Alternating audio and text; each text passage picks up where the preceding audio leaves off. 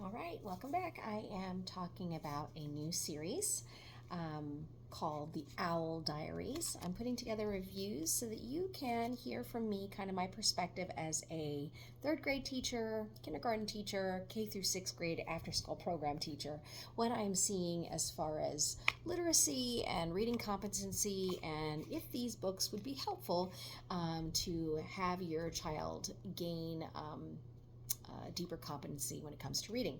So this is called the Owl Diaries, and this is another scholastic book club selection that you can get from scholastic.com. And what I like about this is it tells you on the bottom of the book first to second grade readers and then gearing towards second grade. Okay, so again, first of all, here is the format it's in. It's a chapter book format. As you can see within the book, there are a lot of pictures, so that always puts up a little bit of a red flag for me. But I will say, because it says first to second grade reader, I'm not super concerned about that. But I always want to pay attention to the word to picture ratio. So let me put some glasses on here. And also I look at, do you see how the dialogue is in word bubbles? Now, I have no problem with that, but again, it's giving me comic book as opposed to chapter book.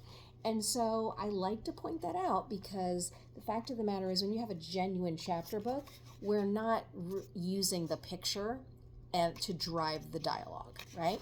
Okay, so at first glance, what I like about it is a part of a series. So I believe that there are at least 8 books in this series.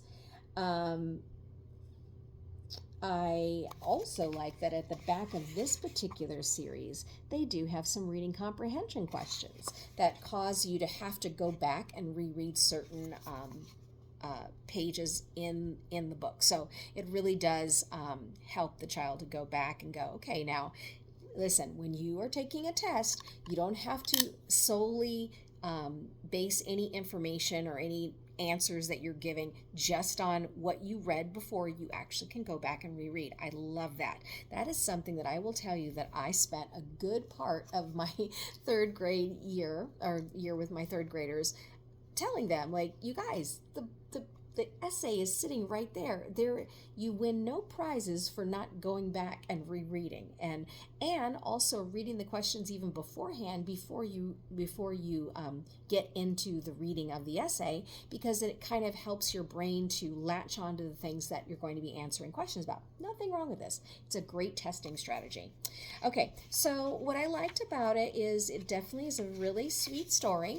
It does have 7 chapters in it. It is written in diary form. Again, a really sweet format. It does a lot of exclamation points are driven throughout, which again, if you've ever seen students when they start to write, they use a lot of exclamation points. So again, something that I wouldn't necessarily like to reinforce, but that's what's happening in the book. Also, there's lots of owl terminology in the form of like made up words like flappy fabulous and what's another one, hooptastic. So again, I don't mind that, as long as when we're going into it, this is not necessarily something you're going to find in the dictionary. But what I do like about that is that you can then go, well, why would they put those 2 words together, the word fantastic and then the word flap, and then that gives them kind of an understanding that wordplay can happen, and it helps them also to be able to decode things when they see it. So I do like that about it. Again, it's a very sweet little story. It actually is a story. It's called Get Well Eva. And so it's the story about an owl who breaks a limb and has to go to the hospital and be tended to by nurses, and how the friends come around and support her as she's going through the healing process. So again, I like that it's saying first to second grade. This is definitely a book, especially if it's a first grader, you will have to sit alongside them and go through vocabulary with them, go through decoding strategies, and really have them stop and tell you what it is that they just, what was that sentence about, or what were those two characters doing in that story? Why do you think that's happening? Because there are definitely lots of words that may or may not be easily decodable for a first grader for sure, and for a second grader as well.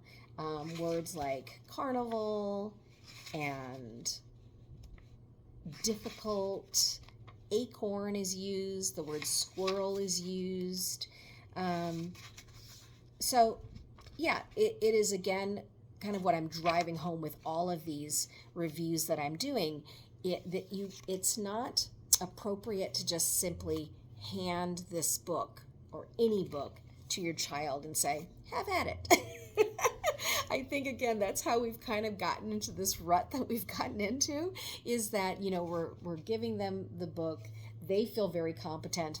I'm going to tell you, probably 70% of kids are not going to come and say, I don't know what this word means, because in their brains, I've deduced, if they can sound out the word, they just kind of like equate sounding out the word with knowing what it means.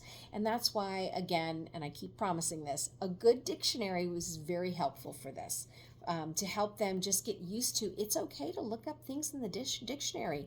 You're still learning. It's not just learning how to read, but like understanding what you read. And I think that's where the emphasis needs to be more and more is, do you actually understand what you just read? Because otherwise it's just sounds coming out of your mouth. And that's not what we're going for here.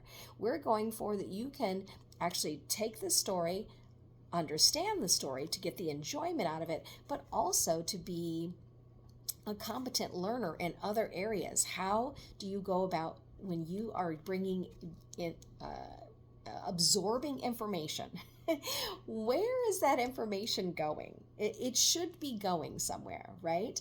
And, for those would-be writers and that are in our midst, which everybody can be a writer, but those that are actually maybe aspiring to write as they get older, again, reading is such a wonderful way to learn the craft of writing before you actually officially say, I'm going to start, writing my own stories.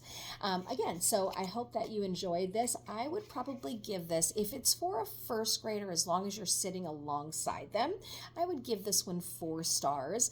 If it's a second grader, this is a fun read, but this is not necessarily where I want them to stay. And it's simply because there are just so many pictures. Do you see that? And so again, the tendency is that, oh great, they're reading chapter books. I don't know, guys. I think I'm going to come up with some sort of calculation. Like, we can officially call this a chapter book if it has like X number of words in it. But if it's so driven by the pictures that you get to easily kind of flip the pages, there's just something that we just need to take note of it. That, again, we can have different book genres in our diet. This is fine to be in our diet, but this is not main course reading. All right, if there is a series you would like me to review, please make sure and leave it down in the comments for me, and I will be happy to do that.